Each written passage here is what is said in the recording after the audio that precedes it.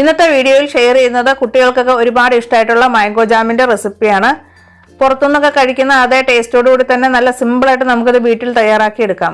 അപ്പോൾ വീഡിയോ കാണുന്ന സമയത്ത് ഇഷ്ടമാകുകയാണെങ്കിൽ ഒന്ന് ലൈക്ക് ചെയ്യുക. അതുപോലെ ചാനൽ സബ്സ്ക്രൈബ് ചെയ്യാതെ വീഡിയോ കാണുന്നുണ്ടെങ്കിൽ അതുകൂടി ഒന്ന് ചെയ്ത് സപ്പോർട്ട് ചെയ്യണേ. അപ്പോൾ ഇത് തയ്യാറാക്കേണ്ടത് എങ്ങനെയാണെന്ന് ഒന്ന് നോക്കിയാലോ. ജാം റെഡിയാക്കാനായിട്ട് ഞാനിവിടെ 1/2 കിലോ മാമ്പഴം എടുത്തിട്ടുണ്ട്. അത് ഇതുപോലെ ചെറിയ പീസായിട്ട് കട്ട് ചെയ്തെടുത്തിട്ടുള്ളതാണ് കേട്ടോ.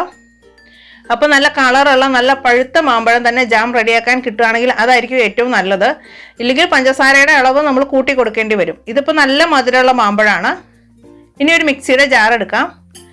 അതിലേക്ക് ഈ മാമ്പഴം പകുതി ഇട്ട് കൊടുത്തിട്ട് നല്ലപോലെ ഒന്ന് അടിച്ചെടുക്കണം. അപ്പം ഞാൻ അടിക്കുന്ന സമയത്ത് ഇതിലേക്ക് വെള്ളം ഒന്നും ചേർക്കുന്നില്ല. ചില മിക്സിയിൽ നമുക്ക് അടിച്ചെടുക്കാൻ ബുദ്ധിമുട്ടാണ്. അപ്പോൾ വെള്ളം ചേർത്തിട്ടാണെങ്കിലും അടിച്ചെടുക്കാം. അങ്ങനെ വരികയാണെങ്കിൽ നമുക്ക് ഒരുപാട് സമയം എടുക്കും. ഇത് വെള്ളമില്ലാതെ മാക്സിമം അടിച്ചെടുക്കുകയാണെങ്കിൽ അതായിരിക്കും ഏറ്റവും നല്ലത്. ഇനി ഒന്ന് അടിച്ചെടുക്കട്ടെ. അപ്പോൾ ഈ അടിച്ചെടുത്ത മാങ്ങയുടെ പൾപ്പ് നമുക്കൊരു പാത്രത്തിലേക്ക് മാറ്റാം. ഇപ്പോൾ ഒട്ടും തന്നെ ഞാൻ വെള്ളം ചേർത്തിട്ടില്ല. പിന്നെ ഞാനെടുത്ത മാമ്പഴത്തിന് നല്ല കളറും ഉണ്ട്, അതുപോലെ നല്ല മധുരം ഉണ്ട് കേട്ടോ. അപ്പോൾ ഇതൊരു 2 പ്രാവശ്യമായിട്ട് വേണം അരച്ചെടുക്കാൻ. നന്നായിട്ട് തന്നെ അരഞ്ഞു കിട്ടണം. അപ്പം മാമ്പഴം 2 പ്രാവശ്യമായിട്ട് ഇവിടെ അടിച്ചെടുത്തിട്ടുണ്ട്. ഒരു കപ്പളവ് പറയുകയാണെങ്കിൽ ഇത് ഒരു 2 കപ്പ് വരെ വരും ഈ മാംഗോ പൾപ്പ്. അത്യാവശ്യം വലിപ്പമുള്ള 3 മാമ്പഴമാണ് ഞാൻ എടുത്തിട്ടുള്ളത് കേട്ടോ. ഇനി ഇത് നമുക്ക് ഗ്യാസ് ഓൺ ചെയ്തിട്ട് നല്ലപോലെ ഒന്ന് മിക്സ് ചെയ്ത് കൊടുക്കാം. ഒരു ചെറിയ തിള വരുന്ന സമയത്ത് വേണം ഇതിലേക്ക് പഞ്ചസാര ചേർത്ത് കൊടുക്കാൻ. അപ്പോൾ എനിക്കുള്ള മാമ്പഴത്തിന് നല്ല മധുരം ഉള്ളത് കൊണ്ട് ഞാൻ 1 കപ്പ് പഞ്ചസാരയാണ് ചേർത്ത് കൊടുക്കുന്നത്. 1 കപ്പ് പഞ്ചസാര എനിക്ക് കറക്റ്റ് പാകമായിരുന്നു. നിങ്ങൾക്ക് മധുരം കൂടുതൽ വേണമെങ്കിൽ ഒരു 1.5 കപ്പ് വരെ ആകാം. അതിൽ കൂടുതലായി കഴിഞ്ഞാൽ പിന്നെ ജാമിന് ഭയങ്കര മധുരമായി പോകും. അത്രയും ആവശ്യമില്ല. 1 കപ്പ് പ്ലസ് 1.5 കപ്പ് ആകാം. ഇനി നല്ല പോലെ ഇതുപോലെ തിള വരുന്ന സമയത്ത് വേണം ഇതിലേക്ക് പഞ്ചസാര ചേർത്ത് കൊടുക്കാൻ.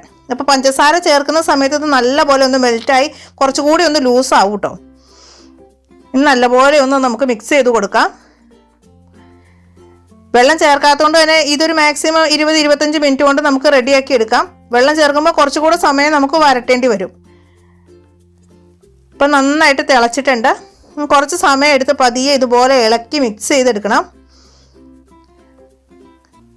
മാമ്പഴമൊക്കെ നന്നായിട്ട് കുറുകി പാത്രത്തിൽ നിന്നൊക്കെ ഇങ്ങനെ വിട്ട് വരുന്ന ആ ഒരു പരുവത്തിലാവണം. ഇപ്പോൾ ഒരു പകുതി ആയിട്ടുണ്ട്. പകുതി സമയത്തോളം ആയിട്ടുണ്ട് കേട്ടോ. നമ്മുടെ ജാമ ഏകദേശം റെഡി ആയി തുടങ്ങി. ഈ ഒരു സമയത്ത് ഇതിലേക്ക് ഒരു പിഞ്ച് ഉപ്പ് കൂടെ ചേർത്ത് കൊടുക്കാം.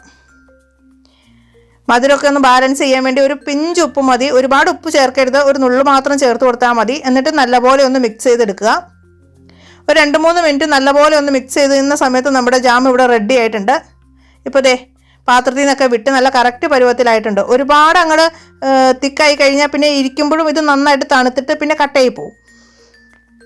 അപ്പോൾ പഞ്ചസാരയൊക്കെ ചേർത്തിട്ടുള്ളത് കൊണ്ട് തന്നെ നമുക്ക് ഇതിലേക്ക് ഒരു ചെറുനാരങ്ങയുടെ നീര് കൂടെ ചേർത്ത് കൊടുക്കാം. ചെറിയ ചെറുനാരങ്ങയുടെ നീരാണ്. 1 ടേബിൾ സ്പൂൺ മാത്രമേ ഉള്ളൂ. അതുകൂടെ ചേർത്തിട്ട് നന്നായിട്ട് മിക്സ് ചെയ്യാം. നമ്മുടെ ജാം നല്ല കറക്റ്റ് പരുവത്തിലായിട്ടുണ്ട്. ഒരു 2 മിനിറ്റും കൂടി നമുക്ക് ചെറുനാരങ്ങ നീര് ചേർത്തതിന് ശേഷം ഒന്ന് വരട്ടിയെടുക്കണം.